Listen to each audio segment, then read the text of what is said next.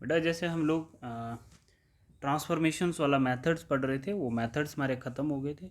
अब इसमें से हम लोग कुछ क्वेश्चंस करते हैं। जैसे मैं आपसे क्वेश्चंस पूछता हूँ कि how to separate transformant from non transformant, है ना।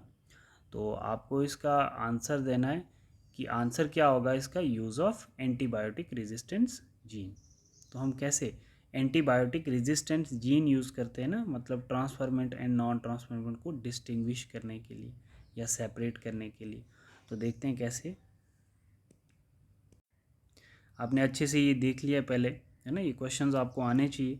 हमने किस जीन्स का यूज़ किया, टेटार जीन का यूज़ किया। टेटार जीन्स क्या करता था, इनएक्टिवेटेड बाय, टेटार जीन्स क्या करता था, inactivated bye BAM-H1 and SAL1। मतलब ये क्या है, restriction enzyme on tet containing mediums, ठीक है ना, मतलब टेट्रासाइक्लिन कंटेनिंग मीडियम। तो बैक्टीरिया क्या होगा, या हम लोग कहते हैं ऑन एम्पिसिलिन कंटेनिंग मीडियम, तो बैक्टीरिया विल सर्वाइव। अगर हम लोग रिस्ट्रिक्शन एंजाइम बैम और साल का कर रहे हैं तो हमारे pass on ampicillin containing medium, तो बैम किसको, टेट्रासाइक्लिन्स को डेड करेगा ना, तो बैक्टीरिया डेड होगा। तो एम्पिसिलिन मीडियम वाला तो सर्वाइव करेगा ना, क्योंकि हमने एंजाइम ही BAM-H1 SAL1 टेट्रासाइक्लिन के यूज़ किए। तो ये एंजाइम कट करके फॉरेन DNA को इंसर्ट करेंगे तो डेथ तो इधर होगी ना, टेट्रासाइक्लिन रेजिस्टेंट खत्म होंगे ना कि एम्पिसिलिन रेजिस्टेंट खत्म होंगे। एम्पिसिलिन वाले क्या करेंगे, वो सर्वाइव करेंगे और टेट्रासाइक्लिन वाले डाई हो जाएंगे। इसमें देखो using AMP resistant gene inactivated by using, अब देखो हम इनएक्टिवेट करेंगे, किसको इनएक्टिवेट करेंगे, रेजिस्टिविटी किसकी, एम्पिसिलिन की, by the using of this important enzymes which is PST1 and PUV1। ये क्या है, रिस्ट्रिक्शन एंजाइम है, राइट। तो अगर हम ये एंजाइम यूज़ कर रहे हैं तो एम्पिसिलिन कंटेनिंग मीडिया में बैक्टीरिया जो होगा वो मर जाएगा, ठीक है। अगर हम लोग ये एंजाइम यूज़ कर रहे हैं तो मतलब टेट कंटेनिंग मीडियम पे तो कोई फ़र्क नहीं पड़ेगा ना, वो सर्वाइव करेगा, वो ग्रो करेगा। तो जो ग्रो कर रहा है एज इट इज़ तो वो नॉन ट्रांसफॉर्मेंट, जो ग्रो नहीं कर रहा है, जो डाई हो गया, इसका मतलब उसमें ट्रांसफॉर्मेशन आ गई, फॉरेन DNA इंसर्ट कर दिया रिस्ट्रिक्शन एंजाइम्स में, तो उसकी डेथ हो जाएगी। क्रिस्टल क्लियर होने चाहिए आप लोगों को इस चैप्टर के। अब मैं आप लोगों से फिर से क्वेश्चंस पूछ रहा हूँ कि name the genes which are used to distinguish transformant and non transformant, right. what do we call them, selectable marker, right. क्या बोलेंगे, सेलेक्टेबल मार्कर बोलेंगे उसको हम लोग। For example selectable marker that is tetR genes, ampicillin resistant genes, या beta galactosidase producing genes. थोड़ा सा important है, इस पर थोड़ा सा आप लोग फोकस करेंगे।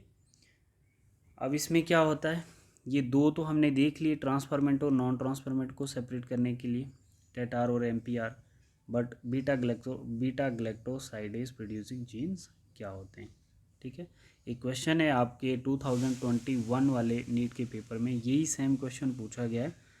आज ये बीटा ग्लैक्टोसाइडेज आप लोग पढ़ लोगे तो आपको वो क्वेश्चन ईजिली आ जाएगा और आप लोग सॉल्व कर दोगे।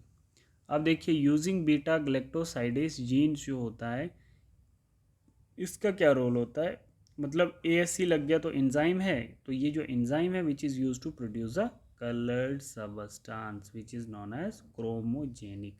तो कौन सा कलर्ड सब्सटेंस देगा, ब्लू कलर देगा बीटा ग्लैक्टोसाइडेज जीन्स। एक कलर इंडिकेट करेगा जो ब्लू कलर होगा, जिसको हम क्रोमोजेनिक, NCERT में टर्म है क्रोमोजेनिक, ठीक है।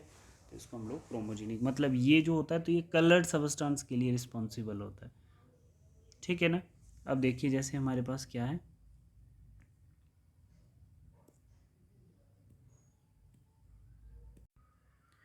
यहाँ पे देखिए बेटा क्या होता है कि यूजिंग बीटा ग्लैक्टोसाइडेज जीन्स, मतलब मैंने आप लोगों को बताया भी था कि इसका क्या होता है कि ये ग्लैक्टोसाइडेज एक एंजाइम है which use to produce a coloured, मतलब क्रोमोजेनिक सबस्टेंस। कौन सा कलर देगा, ब्लू कलर देगा, ठीक है।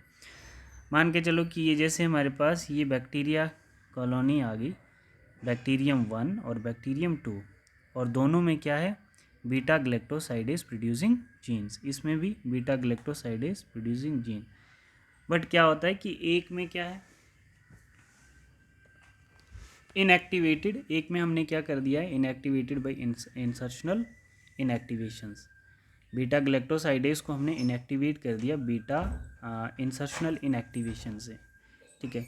तो जहाँ पर हमने बीटा ग्लैक्टोसाइडेज को बैक्टीरिया में इनएक्टिवेट कर दिया है तो वहाँ पर एंजाइम्स जो होगा, एंजाइम्स भी नहीं बनेगा, है ना। मतलब अगर हमने बीटा, देखो यहाँ पर क्या हुआ, जहाँ पर एंजाइम होगा तो वहाँ पर कलर ब्लू आएगा, जहाँ पर एंजाइम नहीं होगा मतलब इनएक्टिवेट करवा दिया हमने बैक्टीरिया के अंदर तो वहाँ पर क्या होगा, कलरलेस सबस्टेंस आएगा, which colour colony are formed white colour. मतलब ये रिकॉम्बिनेंट बैक्टीरिया बन गया और ये नॉन रिकॉम्बिनेंट बन गया, ठीक है ना।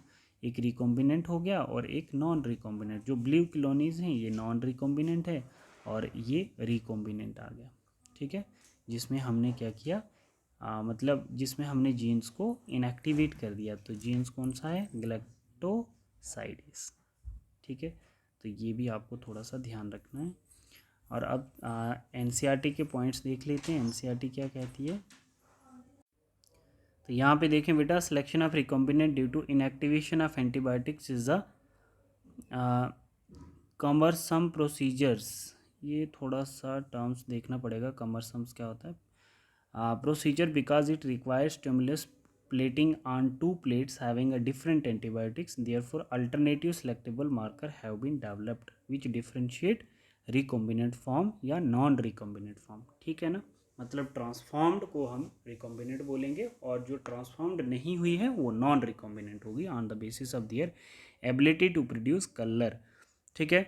देखिए बहुत इंपॉर्टेंट टर्म है कलर हमारा कौन से एंजाइम्स की वजह से आता है, beta galactosidase. In the presence of chromogenic substance in this recombinant DNA is inserted within the coding sequence of enzyme beta galactosidase, ठीक है। This result into the inactivation of the genes by synthesis of this enzyme which is referred to as insertional inactivation. The presence of chromogenic substance give blue colored colonies.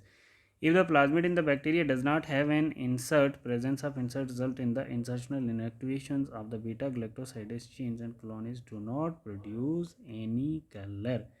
ये बात याद रखना, जो white colour है वो non recombinant colonies होती हैं, ठीक है। Identifies as recombinant colonies.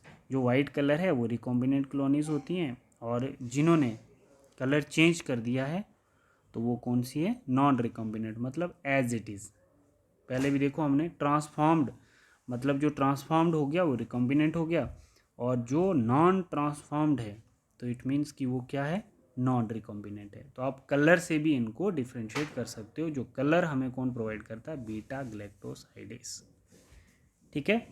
तो ये तीन इंपॉर्टेंट ट्रांसफॉर्मेशंस में हमने जीन्स यूज़ किए हैं, tetra resistance genes, ampicillin resistance genes और बीटा ग्लैक्टोसाइडेज प्रोड्यूसिंग जीन्स को हमने as a selectable marker use किया है, राइट। इसमें बेटा देख लेना, the recombinant plasmid with lose tetracycline, यही चीज़ हमने अभी देखी थी। ये एनसीईआरटी थोड़ा रीड कर लेना आप लोग, ठीक है। और ये वाला देखना, vector for cloning genes in plants and animals, ठीक है।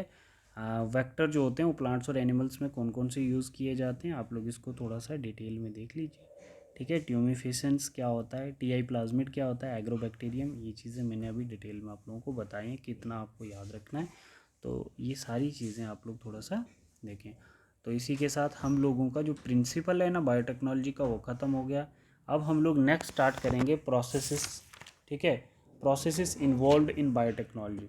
तो प्रोसेसेस जो हैं हम लोग नेक्स्ट वीडियो में डिस्कस करेंगे, इवन की नेक्स्ट क्लास में। Thank you class.